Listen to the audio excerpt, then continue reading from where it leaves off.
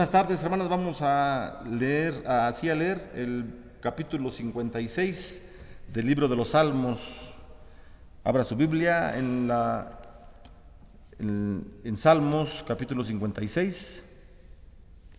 Y vamos a dar lectura a los 13 versículos que nos habla la Escritura. Salmo 56. Ese salmo fue escrito también, hermanas, en el contexto que se escribió el Salmo 34. Lo comentamos cuando hablamos del Salmo 34, entonces son parecidos. Dice la palabra: ten misericordia de mí, oh Dios, porque me devoraría el hombre, me oprime combatiéndome cada día. Todo el día mis enemigos me pisotean, porque muchos son los que pelean contra mí con soberbia. En el día que temo, yo en ti confío. En Dios alabaré su palabra. En Dios he confiado, no temeré. ¿Qué puede hacerme el hombre? Todos los días ellos pervierten mi causa. Contra mí son todos sus pensamientos para mal. Se reúnen, se esconden, miran atentamente mis pasos, como quienes acechan a mi alma. Pásalo según su iniquidad, oh Dios, y derriba en tu furor a los pueblos. Mis huidas tú has contado, pon mis lágrimas en tu redoma. ¿No están ellas en tu libro? Serán luego vueltos atrás mis enemigos el día en que yo clamare. Esto sé, que Dios está por mí. En Dios alabaré su palabra, en Jehová su palabra alabaré. En Dios he confiado, no temeré. ¿Qué puede hacerme el hombre? Sobre mí, oh Dios, están tus votos. Te tributaré alabanzas, porque has librado mi alma de la muerte y mis pies de mi caída, para que andes delante de Dios en la luz de los que viven. Amén. Señor, te pedimos que bendigas tu palabra en nuestra vida, que nos hables siempre que la leamos, Señor, y que tu Espíritu Santo nos indique las formas en cómo debemos cumplir tu palabra y cómo apropiarnos, Señor, de tus promesas. Te damos gracias en el nombre de Cristo Jesús. Amén. Bueno, estaba comentando, ¿verdad?, que este salmo, el Salmo 56, es muy parecido al Salmo 34. Es un salmo que escribió el rey David. Y bueno, el contexto lo dijimos cuando dimos el tema en el Salmo 34, pero bueno, lo decimos otra vez, no hay ningún problema. El Salmo se escribe, ¿verdad?, cuando el rey David está huyendo del rey Saúl. Usted sabe el contexto, ahí en el primer libro de Samuel y también segundo libro, nos habla cómo Saúl está persiguiendo a David y David está huyendo, ¿verdad?, por las ciudades que él algún día pasó y que lo conocen. Y bueno, llega a una de las ciudades en donde se encuentra un sacerdote llamado Ahimelech, donde llega David con sus hombres, no son muchos hombres, llega ahí y le pide que le ayude, le pide que le dé alimento y que le dé armas. Y el sacerdote Ahimelech es un hombre temeroso del Señor, entonces apoya a David, porque sabe que David es un hombre conforme al corazón de Dios. Y le da alimento, ¿verdad? El alimento que le da son los panes que habían sido consagrados en la mesa de la propiciación, de acuerdo a los ritos ceremoniales que se hacían en el Antiguo Testamento. El sacerdote Ahimelech cumplía con cada uno de ellos y ya se habían retirado los panes se ponían cada día, ya habían sido retirados los panes que habían servido un día antes como ofrenda al Señor en la mesa de la propiciación, y ya habían sido puestos panes nuevos. Bueno, los panes que come David y su gente son los panes que ya fueron quitados, o sea, son alimentados ellos con ese pan. Y también David le pide armas y le dice a Ahimelech que lo único que tiene como arma es la espada de Goliat, aquel hombre que David mismo había vencido, y se la entrega, ¿verdad? Más tarde, cuando Saúl llega, cuando se da cuenta de todas estas situaciones, manda a matar. Hay un hombre que es un siervo de Saúl que se llama Doeg, y él, a través del mandato de Saúl, manda a asesinar a Ahimelech y a otros sacerdotes por apoyar la causa, ¿verdad?, que David llevaba. Ese es el contexto. Bueno, y entonces ya David sale por la ciudad, por las calles, y entonces se da cuenta que el rey de aquella ciudad se encuentra en un territorio filisteo, y el rey, el líder de aquella región, es un hombre que pues igual no quiere a David. Su nombre es Aquis, no sé dónde lleva el acento, pero se llama así, Aquis o Aquis. Y él entonces ordena, ¿verdad? Se da cuenta que David anda por ahí, porque le avisan: David está por las plazas y vamos a apresarlo para que lo llevemos ante las plazas filisteas y ahí sea enjuiciado. Pero David se da cuenta, ¿verdad?, que van tras él, porque el rey Aquis ya ordenó a Doeg que vaya tras él. Y entonces el rey David finge estar loco, ¿verdad? Usted ya recordó la escena con esto. Finge estar loco, se hace cosas como si fuera un demente, se pone a escribir en las paredes tonterías, se ríe, se despeina, la saliva, la baba permite, o él hace que escurra por su barba. Y entonces Aquis se da cuenta y dice: yo no necesito a un loco como ese, déjenlo. Pero David finge, ¿verdad? Tal vez el Señor le permite fingir, le hace, no tal vez, sino que el Señor le permite que actúe de esa manera para que sea liberado. Y entonces es cuando escribe este salmo también el rey David, confiando en el Señor. Es una oración de confianza, nos dice, ¿verdad?, ahí arriba el Salmo 56, es una oración de confianza. Bueno, ya con este trasfondo que tenemos del Salmo 56, nos sirve para entender por qué David escribió este salmo. David era un hombre que estaba siendo perseguido, estoy resumiendo lo que dije, era un hombre que estaba siendo perseguido por sus mismos conocidos, por Saúl, por gente que estaba con él, y entonces David siente miedo, pues claro que sí. Él siente miedo de los hombres que lo van a asesinar, que le van a hacer daño, etcétera, etcétera.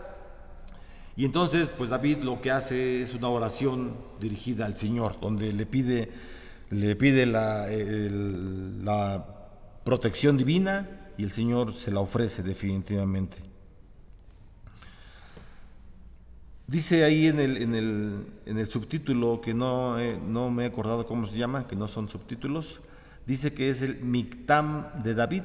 Bueno, dice al músico principal sobre la paloma silenciosa en paraje muy distante. Es muy poético como escribe David. Dice después Mictam de David cuando los filisteos le prendieron en Gat. Gat era una ciudad en donde estaba David. Y la palabra Mictam es lo que significa, ¿verdad? Es un escrito grabado o una inscripción sobre una tableta, o puede ser un himno o un poema. Entonces todo esto es el Mictam de David. El Mictam de David es esto, ¿verdad? Un himno, un poema o algún escrito grabado sobre algún lugar, una tableta. Entonces David, en el versículo 1 y 2 del Salmo 56, siente la opresión de sus enemigos, ¿verdad? Siente que los enemigos lo están oprimiendo. Ya dijimos, el rey Saúl lo está persiguiendo, sus antiguos amigos lo traicionaron, los filisteos lo toman cautivo. Entonces, podemos imaginar cuál era la condición del rey David. El rey David, antes de que fuera rey, se encontraba en los parajes lejanos, ¿verdad?, de las ciudades, en el campo, en los parajes, en el campo, pastoreando animalitos, pastoreando ovejas, y estaba muy tranquilo, ¿verdad? Ahí podemos imaginarnos al rey David. Si alguien conoce la vida de campo, pues rápidamente nos podemos transportar a la vida de campo, ¿verdad? Y sabemos, ¿verdad?, que la vida de campo es muy tranquilo, no hay ruidos, casi no hay ruidos más que los ruidos de los animalitos, la voz de uno mismo, de con quien puede estar. Pero sobre todo hay mucha tranquilidad, mucha pasividad, y permite estas circunstancias de que el hombre o la mujer podamos estar en un estado de contemplación acerca de la naturaleza, ¿verdad? Ya que Dios se ha revelado también por la naturaleza, es importante, ¿verdad? Bueno, en la soledad se pueden hacer muchas cosas. Está uno tranquilo, pues. Está uno tranquilo, no tiene dificultades, no tiene preocupaciones más aquellas que están cerca de él, como sus animalitos, principalmente es su primera preocupación. quizá su casa, como sea la casa, pero no tiene más preocupaciones. Entonces de pronto la vida del rey David cambia drásticamente. Lo quitan de estar en el campo, tranquilo, no sé, sentado, acostado, alabando al Señor de una forma tranquila, y cambia su vida drásticamente y lo ponen al frente de un reino, al frente de mucha gente. Y entonces comienzan los problemas para el rey David. Empieza a ser perseguido por la misma gente que le rodea, por los mismos líderes que estaban con él, lo traicionan, etcétera, etcétera, etcétera. Y David entonces, ¿verdad?, tiene este cambio de vida tan drástico como muchos hombres lo han tenido. El profeta Elías era otro parecido y muchos más. Pero entonces David siente, ¿verdad?, esta opresión de los enemigos. En el campo no tenía enemigos, pero ahora sí los tiene. Saúl lo persigue, sus antiguos amigos, ¿verdad?, que estaban con él, también lo traicionan, los filisteos lo toman preso. Y entonces, ¿qué es lo que le resta al rey David? ¿Qué es lo que tiene que hacer el rey David? Apelar a la compasión de Dios, apelar a la compasión de Dios. David sabe que la compasión de Dios es grande, mucho más grande que la de él, obviamente, que la de cualquier hombre. Aunque David haya sido conforme al corazón de Dios, no tenía la compasión que tiene el Señor. Entonces, David sabe estas verdades y él apela entonces a la compasión de Dios. Sabe que Dios es compasivo y que Dios le va a escuchar.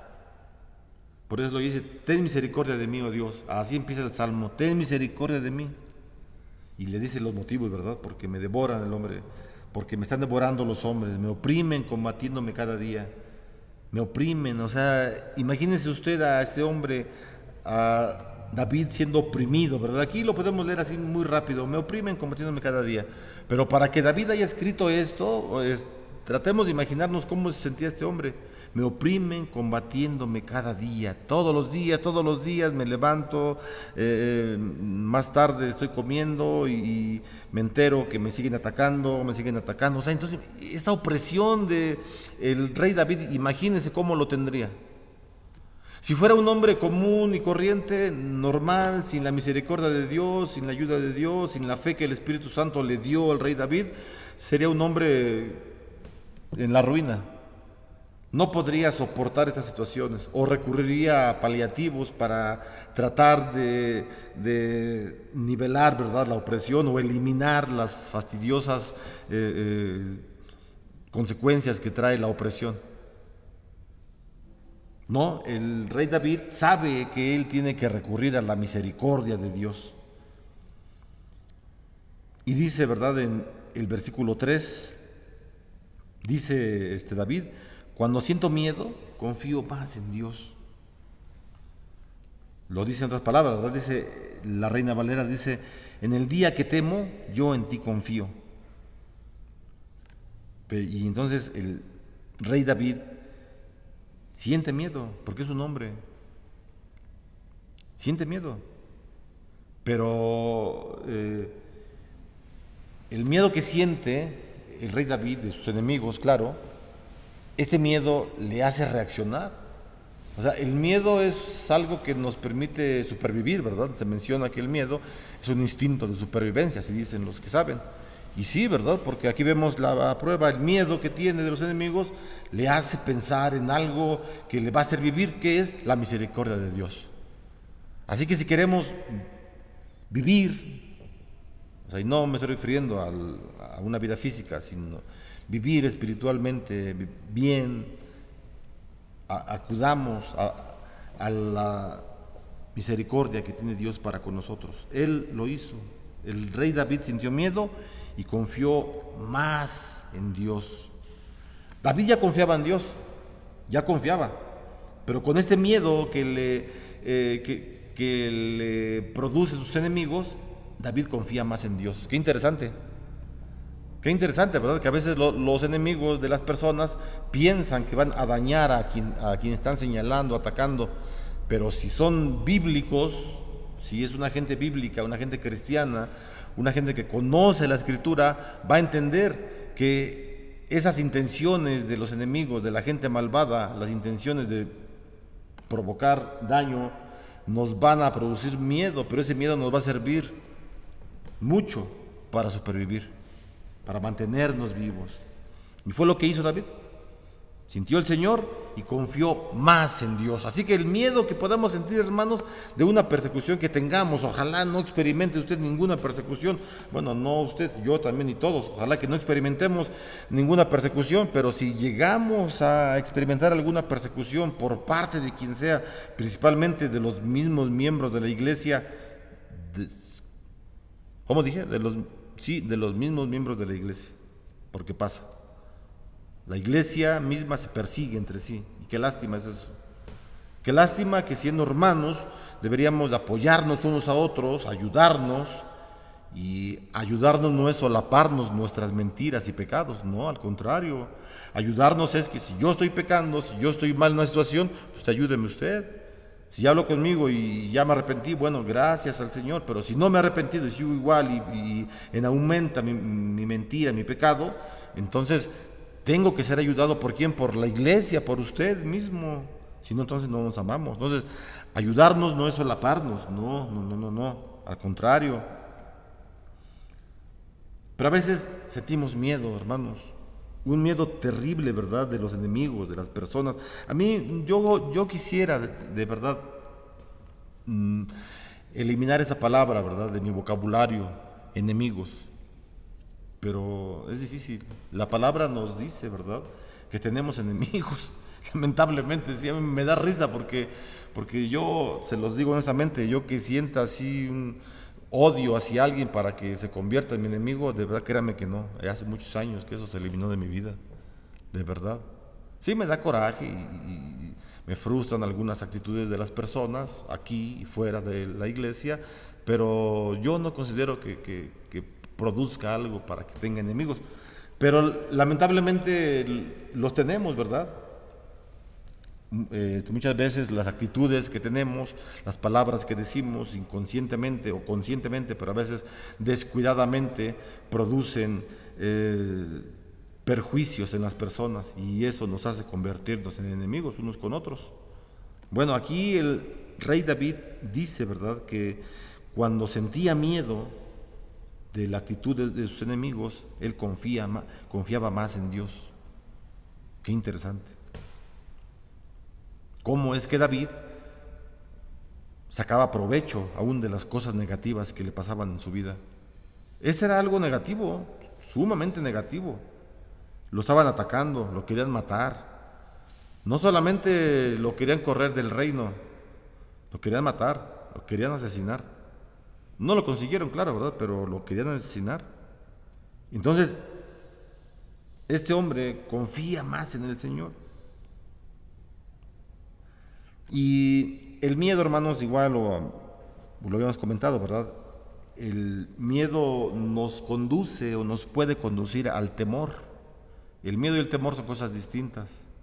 El miedo lo experimentamos cuando estamos ante un peligro que no conocemos, que es nuevo, que apenas lo acabamos de descubrir. Cualquier situación en nuestra vida nos produce miedo, porque no sabemos qué va a pasar. Pero una vez que nos pasa una mala experiencia, con lo que sea, con personas, situaciones, instituciones, lo que sea, cuando nos pasa una mala experiencia y volvemos a experimentar otra experiencia igual o parecida, ya no sentimos miedo, ya sentimos temor, porque primero ya experimentamos qué es lo que vamos a pasar, y como ya sabemos qué es lo que pasamos, ansiedad, angustia, preocupaciones por los problemas, ahora nos da temor. O sea, el temor es más grande que el miedo, porque ya sabemos que vamos a pasar por temor, angustia, lo que sea. Entonces, eso es lo que hace la gente que agrede, que ataca a otras personas. Tal vez lo hacen de una forma alocada, ¿no?, sin pensar y por lo que sea, pero afectan. Y entonces el miedo te conduce al temor y el temor te paraliza completamente. Pero la fe en Dios vence al temor. Eso es sumamente importante que lo tengamos en mente. La fe en Dios, la confianza en Dios, vence cualquier tipo de temor, por muy fuerte que sea, por muy grande que sea. Entonces, como resultado de lo que estamos diciendo, de que la fe vence al temor, como resultado, el versículo 4 nos lo dice: confiamos en Dios. Dice el versículo 4: en Dios alabaré su palabra, en Dios he confiado, no temeré. Esto es fe, ¿verdad? Lo que vemos en el versículo 4 que dice: en Dios he confiado, eso es fe. Entonces, ¿qué se requiere para el temor? Fe. O para decirlo de otra manera, un antídoto contra el temor, la fe en Dios. Y sí, funciona. Póngalo a prueba. Póngalo a prueba. Tenga fe en el Señor, lea más la palabra, y entre más ataques reciba, se recuerde, el ataque le va a producir ansiedad, miedo, angustia, frustración, preocupación. No se preocupe, pero recuerde que ese temor le puede ayudar, si usted se pone listo, se pone lista, le puede ayudar a tener más fe en el Señor, más confianza en el Señor. Así que los ataques del enemigo, ellos pueden sentir que nos están destruyendo. Si nos atontamos y nos destruyen, pero si confiamos en el Señor y si leemos la palabra y oramos todos los días al Señor y hacemos lo posible por estar bien con el Señor, eso es fe. Y la fe va a vencer al temor de cualquier enemigo, por muy grande, por muy chico, por muchos que sean. Más adelante lo va a decir, ¿verdad? Que los enemigos de David se reunían en casas, en ciudades, en teatros, no sé en dónde se reunían, pero se reunían para conspirar en contra de él. Aún así, el rey David confió en Dios, confió mediante la palabra y también mediante el poder del Espíritu Santo. O sea, la confianza no debe recaer solamente en uno mismo, no, sino en el Espíritu Santo. Porque recordemos que la fe, hermanos, esto son frases que nos sirven. La fe es confianza, no es desafío. Otra vez, la fe es confianza, no desafío. Un ejemplo así muy claro. Yo digo, yo confío en el Señor, yo confío que el ángel del Señor acampa alrededor de los que le teme y los defiende. Salmo 34, versículo 7. Y lo pongo en mi casa así grande, ¿no? Entonces ya me voy a dormir y pues dejo la puerta abierta, pues sé que Dios acampa alrededor de mí. Eso no es confianza, eso es desafío. Sí, oro al Señor, confío en el Señor, leo el Salmo 34, versículo 7, pero cierro mi puerta con candado y le pongo cadena y la seguridad y me meto a dormir. La fe es confianza, no desafío. La fe nos da mucha confianza. Entonces, confiamos en las palabras, en las promesas de la Biblia, confiamos en la cruz de Cristo y a través de esta confianza, entonces nosotros nos mantenemos estables en la fe. Estamos en el versículo 4. Dice, lo leo otra vez: en Dios alabaré su palabra, en Dios he confiado, no temeré. ¿Qué puede hacerme el hombre? O sea, si yo confío en el Señor, si alabo su palabra, ¿qué puede hacerme el hombre? Lo que puede hacer es esto: producirme más miedo, pero ya sé que el miedo me va a ayudar para confiar más en Dios.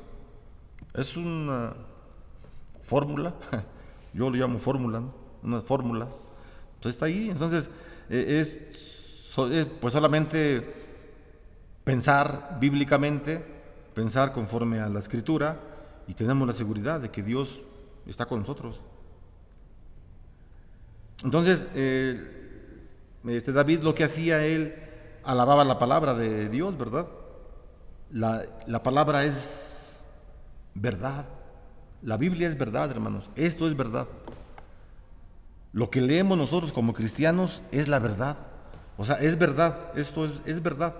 No tiene una sola letra, una sola frase o palabra, perdón, que diga una mentira. Todo es verdad. David leía la verdad. David practicaba la verdad. Hizo todo lo posible por practicar la verdad. ¿Tuvo errores? Sí. El Señor se los demandó también. Pero David creía en la verdad, leía la palabra. Así que, hermanos, la palabra es verdad. Nosotros debemos andar en verdad. Entonces imagínense un cristiano que lee la Biblia, que es la verdad, y que dice mentiras. Pues ya no se cree si sea cristiano o no. Eso, o sea, leemos la verdad y debemos hablar con la verdad. Eso es importante, hermano, importante. Entonces, esta es una forma de cómo alabar la palabra, porque es lo que dice, en Dios alabaré su palabra. Y la forma de cómo alabar la palabra es viviendo la palabra. ¿Algo difícil? Mucho, muy difícil. Si a usted le dijo a alguien cuando empezaba en el cristianismo, le dijo que la iglesia es fácil, le mintió. La iglesia no es fácil. Vivir la palabra no es fácil. Si alguien le dijo, hermano, no te preocupes, mira, vas a venir a la iglesia y te vas a sentar en las banquitas por un tiempo y tu vida va a cambiar así de un día a otro. Eso no es cierto. No, primero tenemos que conocer, ¿verdad?, qué es lo que dice la Escritura para poderla vivir. O sea, tenemos que leer la Biblia. Este hombre, el rey David, conocía estas verdades y él tuvo que emplearlo en su vida para que el Señor le diera fortaleza. Tenía una gran responsabilidad el rey David, cuidar del pueblo de Dios, gobernar a Israel. Y la palabra gobernar no era someterlos a lo que él quisiera hacer, no. Era cuidarlos, ¿verdad? Y cuidarlos no es apapacharlos tampoco. No, si dentro del cuidado, alguno de las ovejas del rey David necesitaba algún tipo de disciplina, él la tenía que ejercer, claro que sí, porque es una marca de la verdadera iglesia de Cristo. Una de las verdaderas marcas, son 3 marcas. Una de las marcas verdaderas es el correcto ejercicio de la disciplina. Una iglesia que los miembros cometen anomalías una y otra y los líderes no disciplinan, no es una buena iglesia. A veces las iglesias tienen miedo de disciplinar, principalmente los líderes. ¿Cómo voy a disciplinar a mi amigo? Lo conozco hace 20 años en la iglesia, estábamos en los jóvenes, no sé, salimos y el día de hoy pues cometió un error y yo soy autoridad, soy en el consistorio, lo tengo que disciplinar y a veces no lo hacen. Porque son familias que se conocen de años y prefieren más esa amistad. Está bien la amistad, no digo que corten la amistad, no, al contrario, esa amistad se pule más, hermano. Pero pensamos muy distinto nosotros. Entonces, una iglesia, ¿verdad?, que no disciplina, cuando se amerita, claro, ¿verdad? No a lo tonto se va a disciplinar. Cuando una iglesia no disciplina, no está siendo evidente que es la verdadera iglesia. Esa es la verdad. Y yo no lo digo, lo dice el Señor Jesucristo. Lea los capítulos 16, 17 y 18 del Evangelio de Mateo. Mateo, capítulos 16, 17 y 18, todos los capítulos. Y veamos cómo las palabras de Jesús son más drásticas que el mismo libro de disciplina que tenemos los presbiterianos, mucho más drásticas, mucho. ¿Cuál es el fin entonces? Pues ayudarnos completamente. Entonces estamos, ¿verdad?, en la confianza, ¿verdad?, en la confianza que debemos tener a la palabra. Debemos saber nosotros que si vivimos la palabra, hacemos todo lo posible por vivirla, entonces vamos a caminar bien con el Señor, porque esa es la verdad, vuelvo a repetirlo, esa es la verdad, tenemos que vivir la verdad y hablar la verdad. Hay gente que es mitómana. ¿Qué es un mitómano? Aquel que crea mentiras y las mismas mentiras que él inventa, se las cree él mismo. Es un mitómano, es un problema psiquiátrico y a veces la iglesia ya no puede ayudar. Hay una institución ahí en Calzada de Tlalpan, en San Fernando, ahí puede ayudar a las personas con problemas de este tipo. No que la iglesia no pueda, sino que a veces es incapaz de hacerlo por la afectación tan severa que tiene la gente en la cabeza. Ya son pacientes psiquiátricos y lo que requieren es otro tipo de ayuda especializada en esos problemas. Cuando alguien lee la verdad y habla mentiras, hay un problema psiquiátrico en su mente, espiritual y de todo lo que se pueda hablar. Así es que, hermanos, la confianza en Dios y la alabanza de su palabra hacen que yo experimente miedo a la gente que desea hacerme algún perjuicio. La confianza en Dios y la alabanza de su palabra hacen que yo no experimente miedo a la gente. Ningún tipo de miedo. Sí, o sea, somos seres humanos, ¿verdad? Y todos sentimos este miedo, sí, pero no nos puede afectar absolutamente nada. Versículos 4 y 5, del 5 al 6. Dice, todos los días ellos pervierten mi causa. ¿Quiénes? Los enemigos de David, ¿verdad? Todos los días ellos pervierten mi causa. Contra mí son todos sus pensamientos para mal. Versículo 6. Se reúnen. ¿Quién sabe dónde se reúnen? Pero se reúnen. Se esconden. Miran atentamente mis pasos como quienes acechan a mi alma. Usted recuerda cuando el Señor Jesús aparece en la escena, ¿verdad? Por así llamarlo. 30 años estuvo en su vida privada, no sabemos qué hizo en esos 30 años, y a los 33 años comienza el ministerio del Señor Jesús. A los 30, ¿verdad? Empieza el ministerio, y cuando Jesús comienza a predicarles la verdad, los dirigentes de la iglesia, que eran los filisteos, que eran ¿cómo se me fue? Que les dicen hipócritas, los fariseos, perdón, no los filisteos, los fariseos. Los fariseos y los saduceos eran enemigos. Sí, eran enemigos. Ellos eran dirigentes de la iglesia, y el Sanedrín, que era la mesa directiva o el consistorio, como quieras llamarle, de Israel, el Sanedrín estaba compuesto por saduceos, por fariseos, por escribas, y entre ellos eran rivales. No se querían y se atacaban continuamente unos a otros estando en el Sanedrín. Bueno, cuando viene el Señor Jesús y les predica la verdad, aquellos que eran enemigos se unen entre sí y dejan de ser enemigos y ya son amigos, y ahora atacan al Señor Jesús. Eso es muy curioso, pero eso pasó. Entonces, la forma de actuar de los enemigos de la iglesia, ya lo leímos en el versículo 5 y 6, es que todos los días tuercen las palabras que decía David. Es decir, David decía algo o actuaba algo, y los enemigos lo torcían, lo tergiversaban, lo cambiaban completamente para hacer quedar mal a este hombre, a David. También siempre están pensando hacer mal. Es lo que dice, ¿verdad?, este versículo. Todos los días ellos pervierten mi causa. Contra mí son todos sus pensamientos para mal. O sea, están concentrados en David. ¿Cómo lo vamos a destruir? ¿Qué le vamos a hacer? ¿Qué le vamos a inventar? Invéntale esto, invéntale otro. A ver, tú ayúdanos. ¿Qué ideas traes? Te digo, los fariseos y los saduceos se unen sus ideas en contra del Señor Jesucristo. Estos hombres, el rey Aquis y el rey Saúl eran enemigos,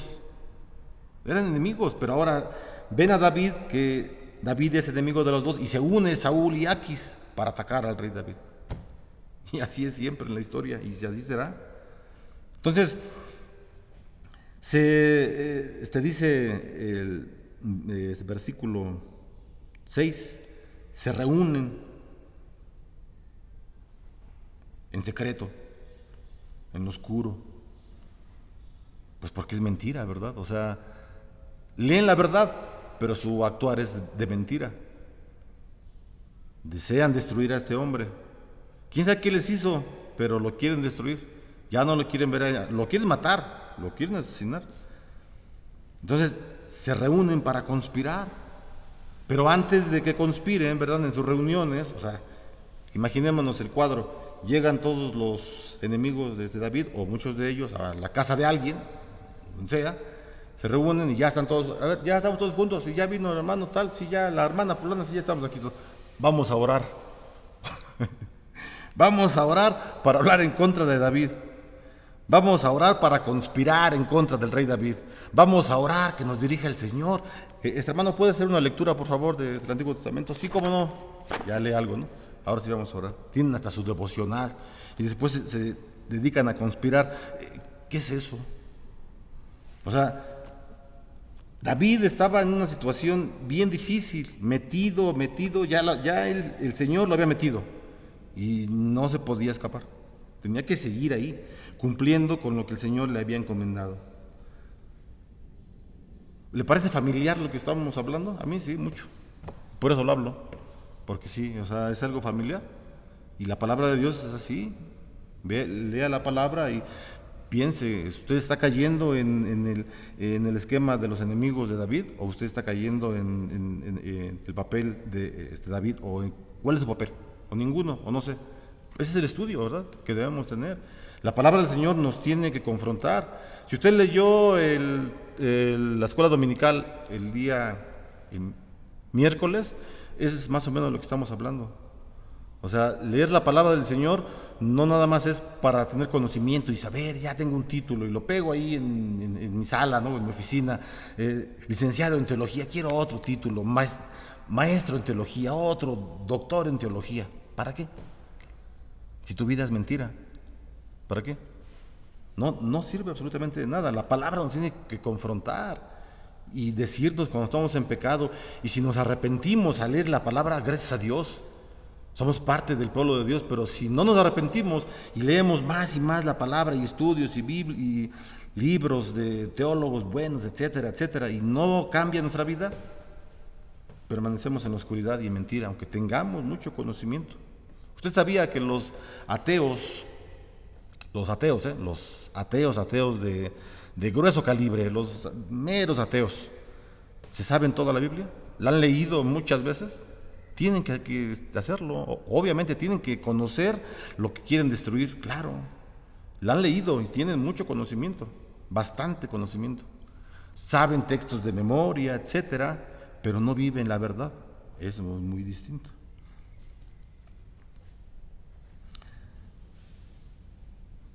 Entonces, hermanos, más situaciones, ¿verdad?, que está viendo David en el Salmo 50. Digo, más situaciones le ocurrieron, aparte de que se reunían para conspirar en contra de él, se esconden, se mantienen al acecho, o sea, están cuidando, ¿verdad?, a David, a ver qué hace para destruirlo. Miran atentamente mis pasos, dice el rey David. Miran atentamente mis pasos, ansiosos por quitarme de en medio. Tienen ansia porque se vaya, para que se vaya este rey, ¿no?, que se quite este rey. Tienen ansia. ¿Por qué? ¿Quién sabe? Pero tienen ansia. Vigilan todo lo que hace, ¿verdad? Aquí dice David, así dice. Estoy en el versículo 6, se reúnen, se esconden, miran atentamente mis pasos, como quien acechan a mi alma, como quien acecha a mi alma. Fíjese cómo los ve el rey David a sus enemigos, aquellos que acechan su alma. O sea, no son cualquier cosa, son fuertes. Y lo vigilan de muchas formas, ¿verdad? A ver qué. Yo, porque no tenía Facebook, el rey David, imagínense. Lo investigan hasta por donde no, qué dice, qué habla, cuáles son sus comentarios, a qué le da like, a qué no, o sea, quiénes son sus amigos, qué fotos tiene. Y eso, o sea, lo hace la gente que no tiene nada que hacer y que nomás está buscando cosas para destruir a las personas.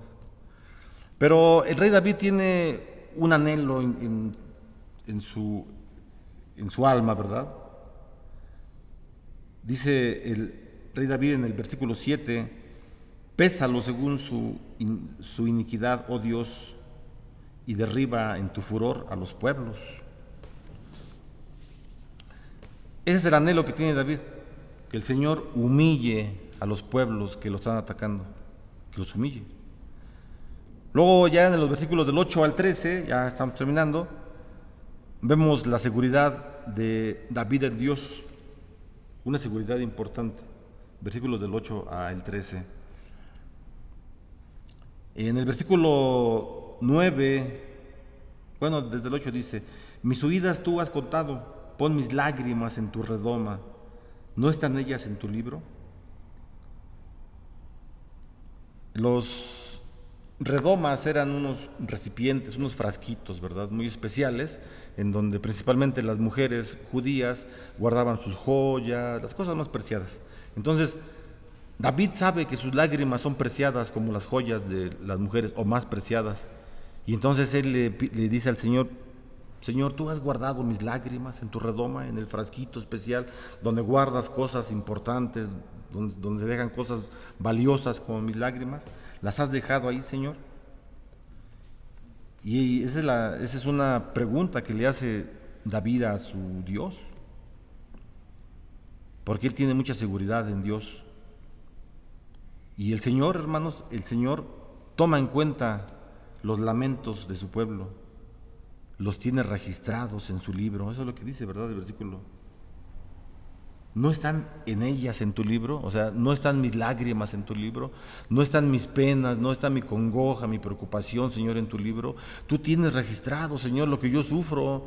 Tú lo has registrado porque tú eres mi Padre. Tú me pusiste enfrente del reino de Israel, Señor, como rey, y tú sabes, Señor, todo lo que a mí me preocupa. Tú eres mi Dios, tú me pusiste aquí, Señor. Si tú me pusiste, respáldame, Señor. Si no estás conmigo, Señor, como decía Moisés, si tú no vas conmigo, Señor, no me lleves. Si tú no estás conmigo, Señor, quítame de aquí. Claro que sí, hermano. Pero si Dios está con el rey David, si Dios está con usted, usted sígale. Usted siga, aunque no esté la iglesia, aunque la gente le traicione, la gente no quiere que siga usted sigue, continúe, porque Dios está con usted. Dice el versículo número 9: ¿serán luego vueltos atrás mis enemigos el día en que yo clamare? Esto sé, que Dios está por mí. Sé que Dios está de mi parte. En otras palabras, dice el rey David, sé que Dios está de mi parte. Y el versículo 10 pone la confianza en Dios y en su palabra. En Dios alabaré su palabra, en Jehová su palabra alabaré. Lo vuelvo a repetir. Solamente la confianza puede recaer en la palabra del Señor, solamente. Versículo 11: en Dios he confiado, no temeré. ¿Qué puede hacerme el hombre? Así que confianza y seguridad en Dios, dos elementos importantes para la vida cristiana. Confianza y seguridad en Dios. ¿Qué puede hacerme un mortal entonces? ¿Qué puede hacerle a usted un mortal, un hombre cualquiera, si usted tiene su confianza y la seguridad en Dios? ¿Qué puede hacerle? Nada. Nada. Tal vez lo ridiculice, le invente cosas, la gente se los crea, etcétera, etcétera. Pero finalmente, ¿qué le puede hacer? ¿Qué le hicieron a David? ¿Algún hombre lo asesinó? ¿Algún hombre le cortó sus dedos? Porque eso es lo que hacían, eran las costumbres, ¿no? Por eso digo dedos, porque la costumbre era cuando tomaban a un rey preso, cortarle los dos dedos estos, los gordos, los dos, porque con estos era imposible tomar una espada, principalmente se quedaban inútiles sin los dedos un soldado. No le hicieron nada al rey David, nada le hicieron, nada. Le hicieron cosquillas al rey David nada más con todo lo que intentaron hacerle. Y en el versículo 12 dice: sobre mí, oh Dios, están tus votos, te tributaré alabanza. David hizo votos y ofrendas de gratitud por la ayuda divina. Agradézcale a Dios, hermano. Agradézcale a Dios si el Señor le ha librado de sus enemigos. Agradézcale. Y si hizo algún voto, cumpla su voto, el que haya usted hecho, por la gratitud y por la ayuda divina que hemos recibido del Señor. Finalmente, versículo 13 dice: porque has librado mi alma de la muerte y mis pies de caída, para que ande delante de Dios en la luz de los que viven. Y aquí una pregunta, ¿verdad? Nos hace pensar el versículo 13.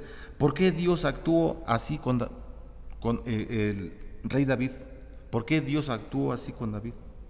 ¿Por qué? Para que siempre en tu presencia camine en la luz de la vida. Más misericordia de Dios. Todo lo que David pasó, Dios lo permitió. Dios lo permitió. O sea, no crean ustedes que Gad, que el rey de Gad era un hombre que salió con la suya, ¿no? Todo lo que le hicieron al rey David sirvió para algo, para que él continuara siempre en la presencia del Señor, para que él caminara en la luz de la vida. Y esto es lo que nos ofrecen, ¿verdad? Las pruebas, las tribulaciones, los ataques, las mentiras, todo esto es lo que nos ofrece. Tomar esto negativo que está en nuestra vida y convertirlo en algo positivo para nuestra propia vida. Ya vimos el ejemplo de David. Los ataques del enemigo le sirvieron para que él confiara más en Dios y confió más en Dios, como Job. Dios le quitó todo y confió más Job en el Señor. Estamos con el Señor, Él es el que nos cuida, Él es el que nos sustenta en cada momento y pues sigamos confiando solamente en Él, hermanas. Vamos a terminar aquí en nuestro estudio. Solamente quiero dejarles un aviso que lo voy a hacer también. Se me pasó decirlo el jueves y bueno, lo haremos para otro estudio. El aviso, y voy a tratar también de decirlo los días domingos, el aviso es que en cuanto a las visitas por parte del consistorio, de las iglesias, el consistorio no ha ¿cómo se dice? No ha dado luz verde, pues no ha autorizado que visite a alguien a las familias. O sea, no hay visitas pues por la pandemia, estamos en semáforo amarillo y no podemos andar visitando. El consistorio no ha autorizado a nadie para que visite, a nadie. Si usted recibe alguna llamada de los miembros de la iglesia, de familias que la quieren visitar, bueno, eso ustedes no le podemos prohibir que reciba a alguien, no, usted puede recibir a quien guste, ¿verdad? A quien guste puede recibir, pero el consistorio no ha enviado a nadie a visitar. Por favor, téngalo en cuenta, muy en cuenta. Vuelvo a repetir, si alguien le habla por teléfono, hermana, la queremos visitar por ese motivo, etcétera, eso ya, si usted lo quiere o la quiere recibir a los hermanos que le hablen, pues ya queda bajo su cuidado, ¿verdad? El consistorio no está enviando a nadie a visitar a las familias, hermanos, para que lo tengamos muy en cuenta. Ya cuando termine la pandemia, entonces les avisaremos, hermanos, ya es tiempo de visitar, quién quiere que el pastor la visite, el anciano, el diácono, etcétera. Bueno, porque son funciones del consistorio. Las visitas de parte de la iglesia son función del consistorio. Las visitas que hagan otras familias, está bien, si usted las quiere recibir, hágalo. Vamos a orar, hermanas, para terminar. Señor, te damos gracias porque nos permites reunirnos, Señor, de esta manera virtual. Te pedimos que obres en nuestra vida, Señor, conforme sea tu voluntad. Ayúdanos a que tengamos siempre confianza, seguridad en tu palabra, en ti, en tu Espíritu Santo, que es el que siempre, Señor, nos da el alimento espiritual y el que nos mantiene activos, Señor. Te pedimos perdón por las faltas cometidas, pero también te pedimos que tu Espíritu Santo nos ayude cada día a continuar, Señor, en nuestra vida cristiana. Señor, oramos por cada una de las necesidades de las hermanas de la sociedad femenil. Tú le conoces, Señor, tú sabes cuáles son los motivos que ellas tienen, Señor, de agradecimiento, de petición, y te rogamos que tú obres conforme sea tu voluntad con cada una de las hermanas y de sus familiares. Oramos por la economía de cada una de las familias, de las hermanas, por la salud y sobre todo por una correcta relación, Señor, que tengamos siempre hacia ti. En el nombre de Jesús te damos las gracias. Amén. Que Dios les bendiga.